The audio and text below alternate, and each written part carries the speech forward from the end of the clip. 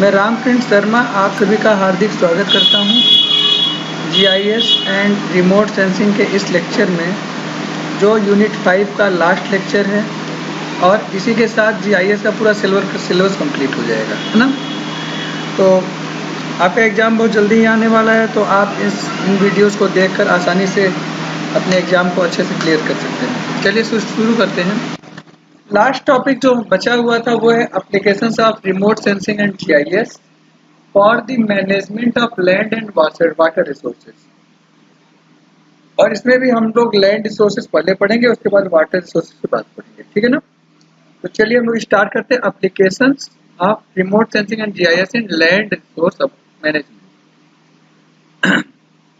तो land resource management में एक तो हमें ये कॉन्फ़िगरेशन की आवश्यकता होती है कि कौन सा लैंड यूज्ड है या कवर्ड है, और कौन सा लैंड अनकवर्ड है ना, यूज्ड नहीं है। ये दोनों ही चीजें हमें एकदम क्लियर होनी चाहिए, ठीक बात है कि नहीं। अनकवर्ड या कवर्ड जो हमारा लैंड है उसके बारे में हमें पूरी तरह से इंफॉर्मेशन मिल जाए।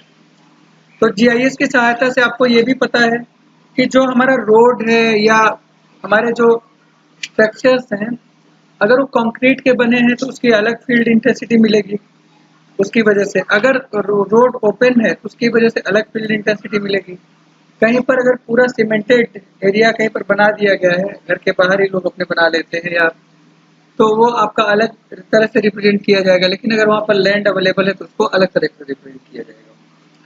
तो लैंड, अनकवर्ड या कवर्ड लैंड एक इम्पॉर्टेंट रोल प्ले करता है, जिसकी सहायता से हम ये अनुमान लगा सकते हैं कि कहाँ पर वाटर लेवल डाउन हो जाएगा। क्योंकि अगर हमारा लैंड कवर्ड होगा, उसके ऊपर कोई स्ट्रक्चर बन गया है, बिल्डिंग बन गई है, कोई स्विमिंग पूल बन गया है, या इस तरह का स्ट्रक्चर रोड बन गया है, या घर के बाहर का पूरा एरिया हमने ऐसे ही सीमेंटेड कर दिया है, तो वहां से पानी जमीन के थ्रू सोख कर वो ग्राउंड लेवल वाटर में नहीं मिलेगा, जिससे पानी की कमी होगी।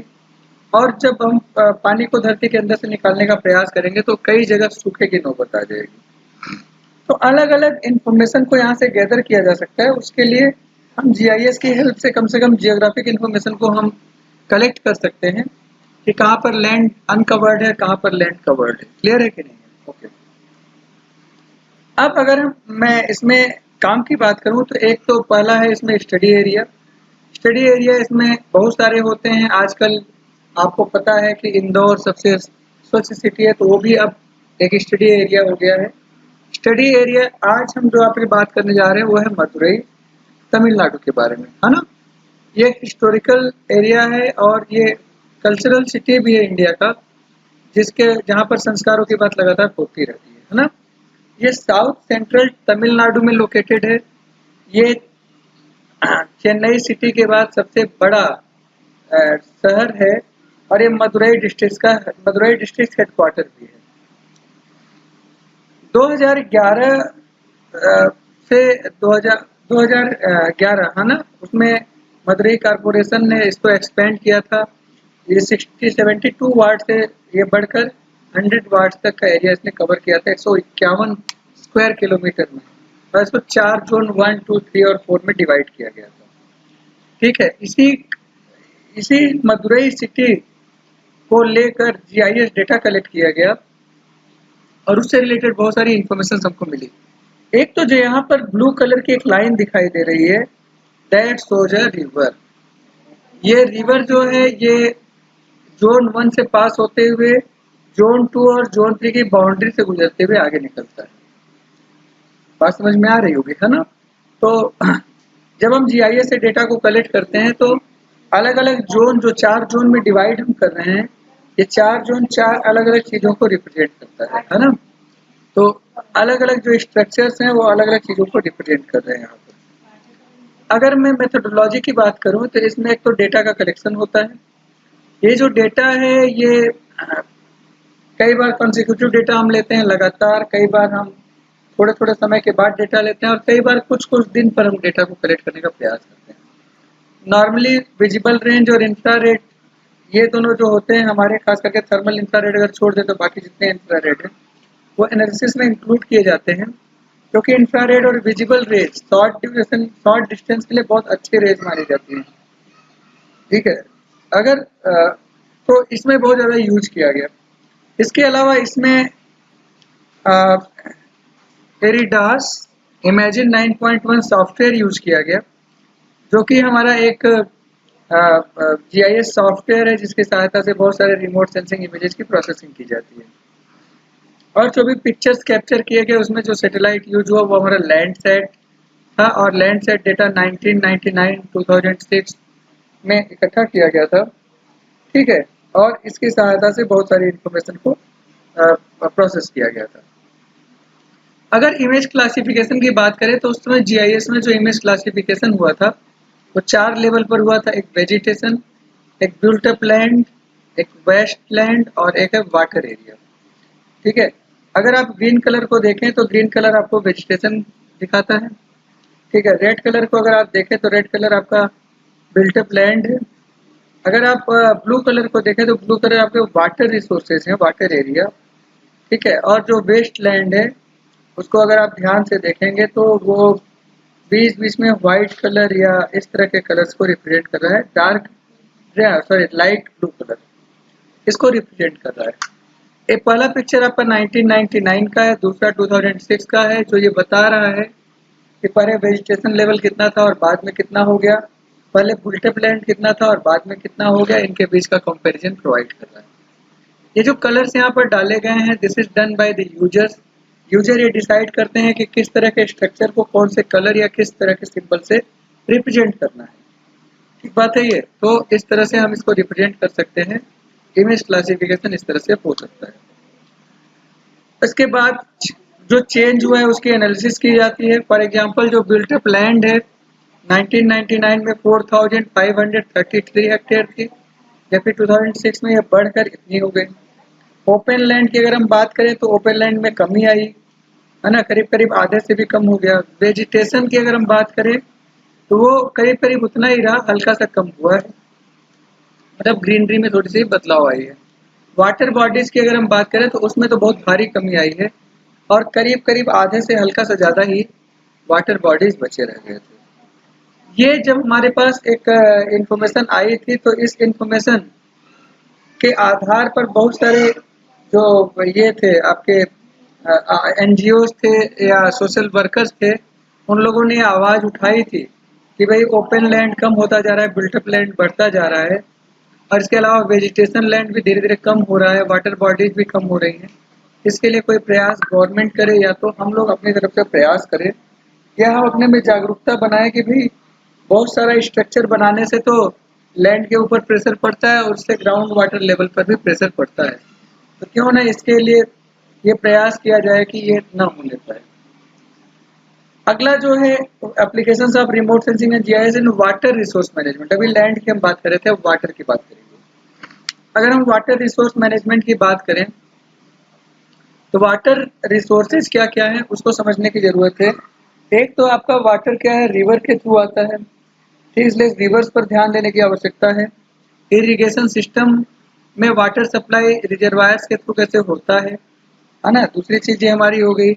तीसरा ये है कि जो हमारे वाटर सप्लाई है, सोर्सेज हैं, जो ग्राउंड लेवल वाटर जनरेट किए जाते हैं यूजिंग सम मशीन्स, है ना, वो भी हमारा एक वाटर लेवल रिसोर्स है। वो हमारा किस तरह से यूज किया जाता है, इन सब के बारे में हमको जानकारी लेने की आवश्यकता है। अब अगर डिजाइन की हम बात करें तो वाटर सप्लाई जो रिजर्वायर्स हैं उनके लिए जो हमारा डिजाइन है उसमें बहुत डेटा तो हमारे पास नहीं होता है, तो इनसफिशिएंट डेटा के साथ भी हम उसको डिजाइन कर सकते हैं। ठीक है, बहुत सारे फेल्योर्स इसमें डिजाइन के समय आ सकते हैं, लेकिन फिर भी हम उन इंफॉर्मेशन के अब्सेंस में भी लगातार इस पर प्रयास कर सकते हैं कि किस तरह से आप जो रिजर्वायर्स हैं, है ना, उनको आप डिजाइन करें और वहां से पानी समय समय पर 12 महीने पानी किसानों को मिलता रहे। ठीक बात है ये। तो रिजर्वायर को अगर हम देखें तो हमारे पास जो डेटा अवेलेबल है हमारा, है ना, उस डेटा से, अच्छा ये रिजर्वायर है हमारा, रिजर्वायर है ना, ये ग्राउंड ट्रूथ को दिखाता है। इस ग्राउंड ट्रूथ को कैलिब्रेट किया जाता है अच्छा, ये जो हमारा डेटा है, यहाँ से आप जीआईएस के थ्रू टेम्परेचर आईआर या वाटर वेपर के थ्रू भी आप एक इंफॉर्मेशन कलेक्ट करते हैं। ठीक है, और मेट्योसेट सैटेलाइट के द्वारा ये इंफॉर्मेशन को गैदर किया जाता है और इसको भी कैलिब्रेट किया जाता है।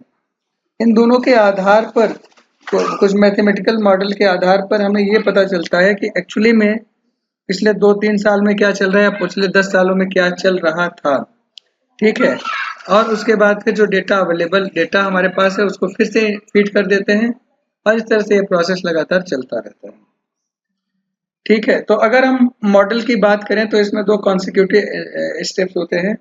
पहला तो ये है कि जो मंथली प्रेसिपिटेशन वैल्यू है, ठीक है ना, जो आपका मेटेओसेट इंफ्रारेड डेटा इकट्ठा किया जा रहा है उसका एस्टिमेट करें, और दूसरा मंथली जो रेनफॉल है उसको आप प्रॉपर, है ना, ट्रांसफॉर्म करें मंथली बेसिस पर। ये 2 चीजें इसमें होती हैं। इसके अलावा मॉडल इस पर भी अप्लाई किया गया कि भाई हमारा जो रिवर है उसका रिवर बेसिन क्या होगा। घाना में रिवर बेसिन अलग बनाया गया, वेस्ट अफ्रीका में 2 आपके इंफ्रारेड मेटेओसेट ये इमेजेस के आधार पर टेनो रिवर घाना में, है ना, कुछ काम किया गया। ठीक है, ये हमारे अलग अलग स्ट्रक्चर्स हैं। अगर आप देखें तो ये टेनो बेसिन में, है ना, 2 कॉन्सिक्यूटिव स्ट्रक्चर्स लिए गए थे, एक 1:30 पर और दूसरा 4 बजे। तो दोनों के बीच में बादल बनने की जो प्रक्रिया है उसमें क्या चेंज आ रहा है। एक आपका ये स्लॉट है जहां पर बादल बनने की प्रक्रिया में कुछ दिखाई दे रहा है। आप ये छोटा छोटा स्ट्रक्चर देख रहे हैं, ये बड़े लेवल की चीज है। तो अगर आप कुछ जगहों पर ध्यान देंगे तो वाटर बनने ये जो क्लाउड बनने की जो प्रक्रिया है उसमें हल्का सा बदलाव देखा गया। ठीक है, और ये पहले की अपेक्षा दूसरे में काफी अलग तरीके से दिखाई दी। ठीक बात है ना। ये हमारा टेनो बेसिन में लिया गया है 1 अगस्त 1984 को ये डायग्राम लिया गया है, और किसकी सहायता से, जीआईएस मेथड की सहायता से ही हुआ था ये। तो 2 अलग अलग पिक्चर्स में कम से कम हम ये डिफरेंसेस देख पाएंगे, या हम ये भी समझ सकते हैं कि कोई प्रोसेस कैसे कंप्लीट होता है। लाइक क्लाउड डेवलपमेंट अगर हमारा है तो वो किस तरह से डेवलप होता है, तो वो एक प्रोसेस भी हमको समझ में आने लगता है। दूसरी चीज है reservoir sediment monitoring and control. Sediment एक इम्पॉर्टेंट पैरामीटर है। अगर हम रिजर्वायर्स में सेडिमेंट को मॉनिटर कर लें, उसको कंट्रोल करना भी आसान हो जाएगा। तो उसको मॉनिटर करने के लिए भी हम जीआईएस की हेल्प लेते हैं। ठीक है, सेडिमेंटेशन का क्या स्टेट है रिजर्वायर्स में, उसको एक बार हम ध्यान से देख लें और उसमें हम उसके प्रिवेंशन के लिए हम काम कर पाएँ। दिस इज़ वेरी गुड, है कि नहीं? ये काफ़ी अच्छा हो जाएगा। दोनों ही अच्छा, जो भी प्रोसेस हम अप्लाई करेंगे उसमें इरोजन या सिल्टिंग अप, है ना, ये सारे अनफेवरेबल रिजर्वायर में, है ना, प्रॉब्लम्स क्रिएट होंगी, उसको हम देख पाएंगे। लेकिन फिर भी हम इसके लिए प्रयास करेंगे कि किसी तरह से सेडिमेंटेशन थोड़ा सा कम हो पाए। ठीक है, तो अगर हम 1983, 1984, 1985 के अलग-अलग मंथ्स में 12-12 महीने के डेटा हैं हमारे, अगर इनको हम ठीक से चेक करने जाएं तो मंथली बेसिस पर बहुत सारे चेंजेस दिखाई देते हैं। स्पेशली जो मंथ आप 7, 8, 9, 10, 11, 12, फिर 13, 14 मतलब अगले साल वाला फिर से आ जाता है। तो वहाँ पर हमको काफ़ी ज़्यादा रन ऑफ दिखाई देता है। और ये जो रन ऑफ है ये रेनफॉल के मैटर में, ये बारिश का मौसम होता भी है इसमें ना, अगस्त सितंबर अक्टूबर तक तो काफ़ी बारिश होती है। जीआईएस की सहायता से फ्लड फॉरकास्टिंग और किया जा सकता है। अगर फोरकास्ट हो गया, अरे पता चल जाता है कि किसी एरिया में बाढ़ आने वाली है, तो वहाँ से लोगों को हटाया जा सकता है। आप उस पर फ्लड पर तो नहीं कंट्रोल कर सकते, लेकिन बाकी के जो ऑपरेशंस हैं वो और स्पीड उसकी बढ़ा सकते हैं, उस पर कंट्रोल किया जा सकता है। ठीक है, तो फ्लड की वार्निंग देना और उसके साथ साथ फ्लड प्रोटेक्शन, आपके रिजर्वायर्स डिजाइन कई बार डिजाइन कर लेते हैं रिजर्वायर्स, तो जो बाढ़ का पानी है वो कई जगह स्टोर कर लेते हैं हम, है ना। इसकी वजह से पानी थोड़ी थोड़ी जगह पर कंज्यूम हो जाता है। बाकी उसके और भी जो हमारे साइड इफेक्ट्स हैं उससे तो बहुत ज़्यादा बचा नहीं जा सकता, है ना। तो इस तरह के चीज़ें हैं यहाँ पर। इसके अलावा आपका जो ये है हाइड्रो, ये देखिए hydro power scheduling. Hydro power scheduling काफी इंपॉर्टेंट रोल प्ले करता है। यहाँ पर हमारा जो हाइड्रो पावर प्रोडक्शन है और स्प्रिंग और समर में काफी ज्यादा हो जाता है, जबकि बाकी समय में कम रहता है, क्योंकि इस समय लोग एसी कूलर फ्रिज सब सारी सारी चीजें यूज करते हैं। ठीक है, तो उसके आधार पर मौसम की में बदलाव हो रहे बदलाव को इनपुट के तौर पर लेते हैं और उससे ये डिसाइड करना कि कब आपका हाइड्रो पावर ज़्यादा पावर जनरेट करेगा, कब कम पावर जनरेट करेगा, और कब ये पावर जनरेट नहीं करेगा, कब पावर जनरेट करेगा। ये सारे डिसीजन मेकिंग हमारे क्या होते हैं, हाइड्रो पावर शेड्यूलिंग में आते हैं। और जीआईएस के सहायता से इन्वायरमेंट को मेजर करके आप इसको कर सकते हैं। एक है इरिगेशन शेड्यूलिंग। इरिगेशन शेड्यूलिंग तो सीधे सीधे जो फार्मर्स लैंड है जिन्होंने जमीन के लिए यूज किया हुआ है और पता रहता है वो गवर्नमेंट को, तो जीआईएस के थ्रू उस लैंड की कंडीशन को कि भाई वहाँ पर सूख गया है या सूख नहीं गया है, और फिर उसके आधार पर कुछ ह्यूमन इनपुट प्रोवाइड किए जाते हैं, जिसके आधार पर इरिगेशन शेड्यूल किया जाता है कि हाँ अब सिंचाई करना चाहिए, खेतों में अब पानी जाने की आवश्यकता है। ठीक है, तो ये इसके अलावा आप क्रॉप सूख न जाए, है ना। फिर अगर खेती खराब हो जाती है तो बहुत सारी प्रॉब्लम्स परिवार में आने लगती है, इसलिए भी इरिगेशन समय से ही हो इसके लिए पूरा प्रयास किया जाता है। अगर ह्यूमन के भरोसे छोड़ा जाता है तो कई बार वो भूल जाते हैं, कई बार उनको शादियों में जाने लोग चले जाते हैं। लेकिन जीआईएस की सहायता से अगर ऑटोमेटिकली इसको कंट्रोल करेंगे तो इसमें बहुत सारी समस्याएं भी नहीं आएंगी।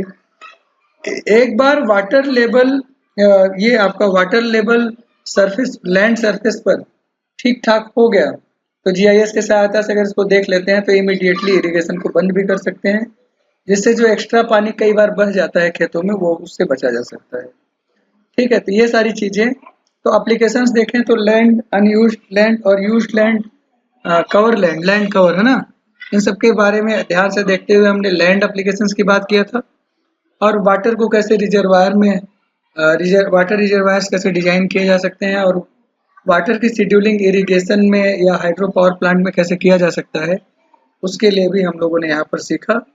जीआईएस और रिमोट सेंसिंग एक वास्ट टॉपिक है। आपके सिलेबस में इंट्रोडक्शन केवल रखा गया था, इसलिए सारी चीज़ों को छोटे छोटे लेवल पर डिस्कस किया गया है। लेकिन अब आप लोगों से निवेदन है कि इस सब्जेक्ट को अगर आप पढ़ना चाहते हैं तो और डीप में पढ़ने के लिए बहुत सारे साइट्स अवेलेबल हैं। आपको कोई ज़रूरत हो तो आप हमसे भी बात कर सकते हैं। ठीक है, चैनल को सब्सक्राइब करना मत भूलिएगा। इसी मोड पर, है ना, हम इस लेक्चर को समाप्त कर रहे हैं, और अगले लेक्चर, अगले बार जब हम नए सब्जेक्ट के साथ फिर आपके सामने उपस्थित होंगे तो कुछ और टॉपिक्स के साथ आएंगे। अब ये सब्जेक्ट हमारा यही समाप्त हो गया, जीआईएस एंड आरएस यूनिट 5। इसी के साथ सारा का सारा सिलेबस यूट्यूब पर हमने अपलोड कर दिया। चलिए, आप लोगों को आने वाले एग्जाम्स की ढेर सारी शुभकामनाएं। आप सब अच्छे नंबर से पास हों, है ना, इस विश्वास के साथ आप लोगों को ढेर सारी शुभकामनाएं, है ना, और अच्छे रिजल्ट के लिए ढेर सारी आगामी बधाइयाँ। ओके, चलिए समाप्त करते हैं। आप सभी को नमस्कार।